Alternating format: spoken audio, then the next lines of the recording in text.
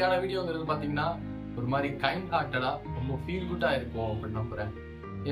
எதை பத்தி பாத்தீங்கன்னா, ஒரு காலேஜ் ஸ்டூடெண்டா ஸ்கூல்ல இருந்து காலேஜ் வந்ததுக்கு அப்புறம் எனக்கு நான் என்கவுண்டர் பண்ண அந்த ஃபியர் இருக்குல்ல, ஸோ அதை ஒரு விதத்துல எனக்கு ஒரு கிளாரிட்டி தர்ற ஸ்டோரியா வந்து ஒரு சின்ன விஷயம் நான் என்கவுண்டர் பண்ணேன். ஸோ அந்த விஷயம் வந்து எனக்கு கொடுத்த பாதிப்புன்னு இருக்குல்ல, அதை பத்தி நான் பேசணும்னு நினைச்சேன். ஸோ அதை பத்தினதா தான் இந்த வீடியோ இருக்கும்.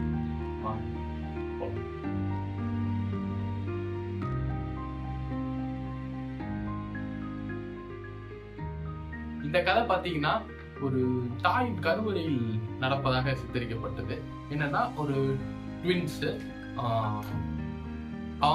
அதுல வந்து ஃபர்ஸ்ட் குழந்தை சொல்லுது, உனக்கு வந்து இந்த டெலிவரிக்கு அப்புறம் இருக்கிற லைஃப், நீ வந்து கருவறையை தாண்டி வெளியே போனதுக்கு அப்புறம் இருக்கிற லைஃப்ல வந்து உனக்கு நம்பிக்கை இருக்குதா அப்படின்னு கேட்கும்போது, இதுல இன்னொரு குழந்தை வந்து சொல்றது என்னன்னா, ஆமா நான் வந்து அதுல ரொம்ப கியூரியஸா இருக்கேன், ஈகரா இருக்கேன், எனக்கு வந்து அடுத்து என்ன நடக்கும்னு தெரிஞ்சுக்கணும், லைஃப் வந்து அவ்வளவு பாசிட்டிவா வைப்ரண்டா இருக்கும், இதுக்கு இருக்கிற அந்த டார்க்னஸ் வந்து போய் இந்த வெளி உலகம் வந்து ரொம்ப பிரகாசமா இருக்கும்னு நான் நம்புறேன் அப்படின்னு சொல்லும்போது, இன்னொரு குழந்தை வந்து சிரிக்குது. என்னன்னா, இதெல்லாம் நீ இன்னும் நம்பிக்கிட்டு இருக்கியா, அப்படி ஒரு விஷயங்கிறது இல்ல, லைஃப் ஆஃப்டர் டெலிவரிங்கிறது ஜஸ்ட் அன் எக்ஸ்க்ளூஷன், அது வந்து ஒரு மாதிரி லாஜிக்கலா எக்ஸ்க்ளூட் ஆன விஷயம் அப்படின்னு சொல்லும்போது, ஏன் அப்படி சொல்ற, அப்படி மேபி வாழ்க்கை கூட அதுக்கப்புறம் இருக்கலாமே அப்படின்னு சொல்லும் போது, அந்த குழந்தை வந்து சொல்றது வந்து என்னன்னா, உனக்கு ஏன் இவ்வளவு நம்பிக்கை, லைஃப் இதுக்கப்புறம் நடக்குங்கிறது நீ நம்புறியா அப்படின்னு கேட்கும்போது என்ன சொல்லுதுன்னா, மேபி இருக்கலாம், நம்மளால வெளியே போனதுக்கு அப்புறம் கால்களால நடக்க முடியலாம்,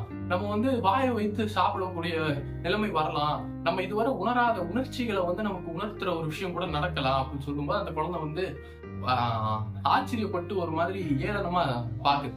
என்னன்னா, உன்னோட கற்பனை வந்து அவ்வளவு விசித்திரமா இருக்கு, கால்களால நடக்க போறியா, ஐயோ அப்படின்னு நினைச்சு சிரிக்கும் போது, அதை தாண்டி சொன்ன பாத்தியா வாய்களால சாப்பிட போறேன்னு, அதெல்லாம் சுத்த முட்டாள்தனம் அப்படின்னு சொல்லிட்டு நமக்காக கொடுக்கப்பட்டதுதான் இந்த தொப்புள் கொடி, அம்பிளிக்கல் கார்டு மூலமா தான் வந்து நமக்கு கிடைக்குது. இதுவுமே வந்து நமக்காக நிலைக்க போறது இல்ல, இது எப்போ முடிவடைகிறதோ, இது நம்மளை விட்டு எப்போ பிரியுதோ அப்ப நம்ம வந்து மொத்தமா எக்ஸ்க்ளூட் ஆகுறோம், நமக்கான வாழ்க்கைங்கிறது இந்த இடத்துலதான் அப்படி அதை சொல்லும் போது, நீ ஏன் இப்படி யோசிக்கிற, நீ அப்படி நினைக்காத, நம்ம வெளியே போனதுக்கு அப்புறம் நமக்காக ஒரு பெரிய வாழ்க்கை காத்திருக்கலாம், நமக்காக நம்ம அம்மா இருக்கிறாங்க நம்மளை பாத்துக்கிறதுக்கு அப்படின்னு அந்த குழந்தை சொல்லும் போது, இன்னொரு குழந்தை சொல்லுது, அம்மாவா, நீ அவங்களை இன்னும் நம்பலையா, அது வந்து லாஜிக்கல் விஷயமா இப்ப யோசிக்கும் போது, யாரு அம்மா, அம்மாங்கிறவங்க எங்க இருக்கிறாங்க, நீ அவங்கள பாத்திருக்கியா அப்படின்னு கேட்கும் போது, இந்த குழந்தை வந்து சொல்லுது, நீ அம்மாவை பாத்திருக்கியா கேக்குறியா,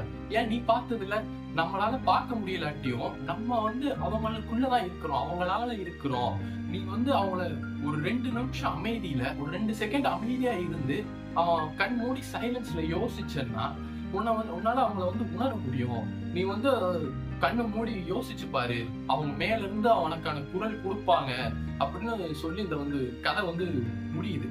அதாவது ஒரு இரு சகோதரர்கள் தாயின் வயிற்றுல இருந்து இப்படி பேசி கேட்கும் போது, நமக்கு வந்து நம்மளோட வாழ்க்கையில எவ்வளவு ஸ்கூல் சேர்ந்த காலத்துல இன்னும் 12 வருஷம் இங்க இருக்க போறோம், வாழ்க்கை எப்படி போக போதோன்னு ஒரு பயம்.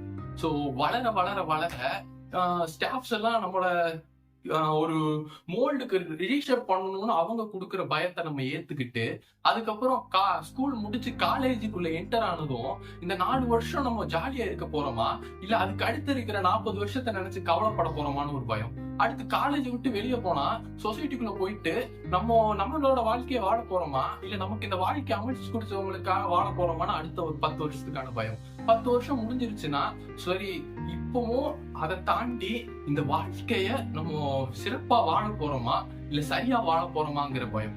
இந்த பயத்திலேயே அவ்வளவு விஷயம் ஓடும் போது, இத யோசிச்சு பாருங்க, நமக்கான வாழ்க்கை வந்து நம்ம கருவறையை தாண்டினதுக்கு அப்புறம் என்னவானாலும் இருக்கட்டும், சரிங்களா, நீங்க என்ன பண்ணுங்க, உங்களோட அம்பிளிக்கல், உங்களோட தொப்புள் கொடிக்குல இருந்து இப்போ கிடைக்கிற நியூட்ரியன்ஸை நீங்க எடுத்துக்கோங்க, உங்களோட வாழ்க்கை என்பது சிறப்பாக அமையும்.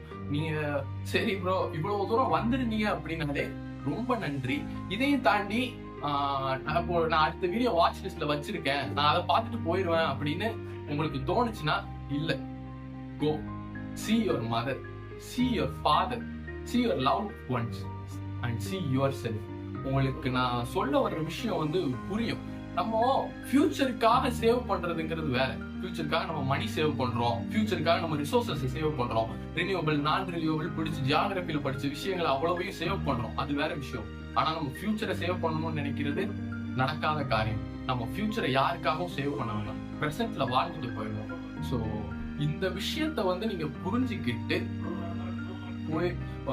ஒரு மன அமைதியில கொஞ்ச நேரம் நீங்க சிந்திச்சீங்கன்னா அதுதான் நாங்க இந்த காணொலி எடுத்ததுக்கான வெற்றி அப்படின்னு நாங்க நம்புறோம். தாயின் கருவறையில் இரு குழந்தைகளும் வேற யாரும் இல்லை, நம்ம தான். நம்மளோட positive side and negative side தான். ஸோ ஏற்கனவே சொன்ன மாதிரி இந்த பூமி எனும் கருவறையில இருந்து நம்ம வெளியே போறத பத்தி, வெளியே வாழ்க்கை அதுக்கப்புறம் எப்படி இருக்குங்கிறத யோசிக்கிறத விட்டுட்டு நம்ம வாழ்க்கை எப்படி இருக்குங்கிறத இப்போ பிரசன்ட்ல வாழ்ந்து பார்ப்போம். வாழ்ந்து பாருங்க, சந்தோஷமா இருக்கு.